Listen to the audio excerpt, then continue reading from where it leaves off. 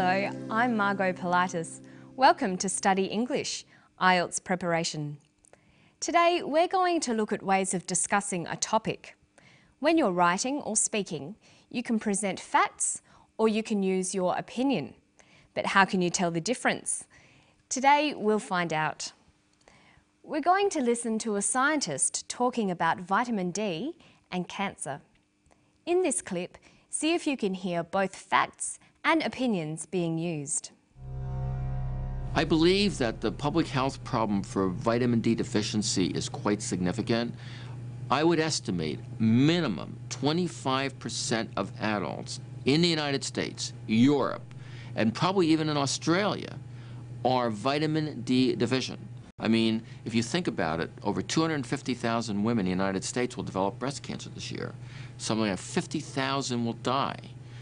If 25% of those breast cancers could have been averted, prevented in some way, just by having a little exposure to sunlight, would have been really tremendous. So he was talking about the links between vitamin D and cancer. Many Australians these days are avoiding the sun because they know it can cause skin cancer. But by avoiding the sun, they're missing out on vitamin D, the vitamin that you get from sunshine. And this is leading to other health problems. When you're reading, writing, or listening to an argument like this, it's important to be able to tell the difference between statements of fact and statements of opinion. But how can you tell the difference? Well, there are a number of ways you can express your opinion. Today, we're going to look at two of these, using phrases that express an opinion and using modal verbs. First, let's look at some phrases.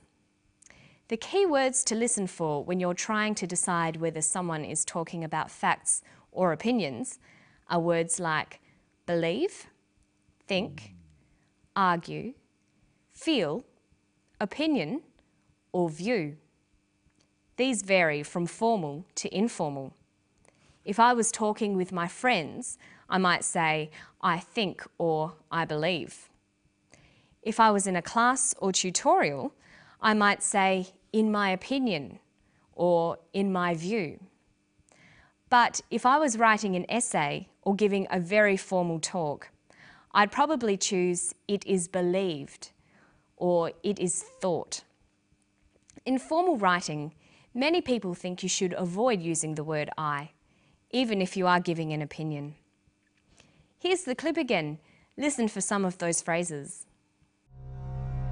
I believe that the public health problem for vitamin D deficiency is quite significant. I mean, if you think about it, over 250,000 women in the United States will develop breast cancer this year.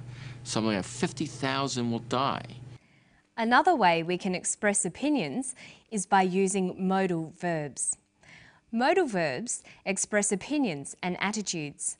They make statements less certain or less definite. They can also be used for recommending and advising. Here are the modal verbs used for opinions. Would, should, could, might.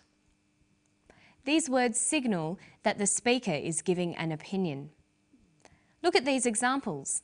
Can you tell which ones are facts and which ones are opinions? 50,000 will die. 50,000 might die. The second statement uses might. It's an opinion. Here's another one. I do not think small amounts of sunlight increase the risk of cancer. Small amounts of sunlight do not increase the risk of cancer. In the first statement, you can see I do not think. This is an opinion. Now look at these two sentences. I believe that vitamin D deficiency might become common among adults. Vitamin D deficiency will affect 25% of adults. The first is an opinion. I believe, might become. The second is a fact. Will affect 25% of adults. Now let's watch the clip again. Listen for the phrases and modal verbs of opinions.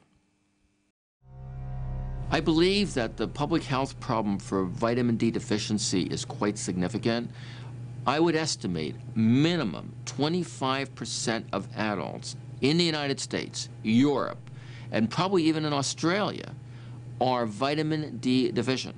I mean, if you think about it, over 250,000 women in the United States will develop breast cancer this year.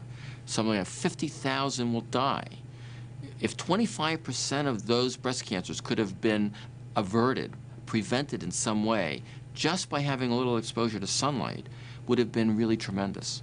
Okay, so you can see that Professor Hollick is expressing an opinion using a combination of phrases and modal verbs. But now we're going to look at some pronunciation tips. When you're learning English, there are three very important parts of pronunciation. They are word stress, sentence rhythm, and intonation. Today we're going to look at the first two, how you can practice word stress and sentence rhythm together to improve your spoken English. Listen to this sentence closely for word and sentence stress. I don't think we should blame moderate, intelligent exposure to sunlight throughout our lives as the culprit for markedly increasing our risk of developing skin cancer. Notice that the speaker uses many words with more than one syllable. That is common in formal academic language. But when you come across longer words, you have to learn which syllable to stress. For example, we say intelligent, increasing, and markedly. Notice that when you stress one syllable, the vowels in the other syllables are shortened. Sometimes these short syllables become a schwa, an sound, or an I. They're short, relaxed sounds.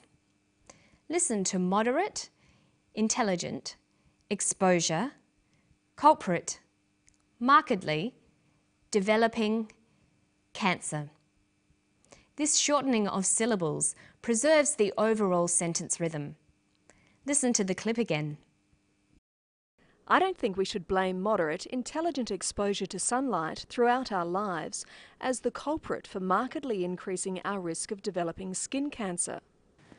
So when you're learning to speak English, you need to learn the pronunciation of individual words, but you also need to practice sentence rhythm, putting the words together into sentences. This is much easier when you get used to shortening the non-stressed vowels. Okay, listen to the clip and then we'll practice some more. I mean, if you think about it, over 250,000 women in the United States will develop breast cancer this year. Something like 50,000 will die. If 25% of those breast cancers could have been averted, prevented in some way, just by having a little exposure to sunlight, would have been really tremendous. Okay, now you can try it. Listen to this sentence. It would have been tremendous to have averted or prevented significant vitamin D deficiency. Let's look at each of those words. We'll highlight which syllable is stressed. See if you can work out how to pronounce each word. Tremendous, averted, prevented, significant, vitamin, deficiency. Okay, now let's see what happens when we put these words back into a sentence. It would have been tremendous to have averted or prevented significant vitamin D deficiency. Making your spoken English sound natural takes a lot of practice. Don't forget to listen closely to vowel sounds and sentence stress. And remember to practice reading and writing in English every day. And that's all from me today. I'll see you next time on Study English. Bye.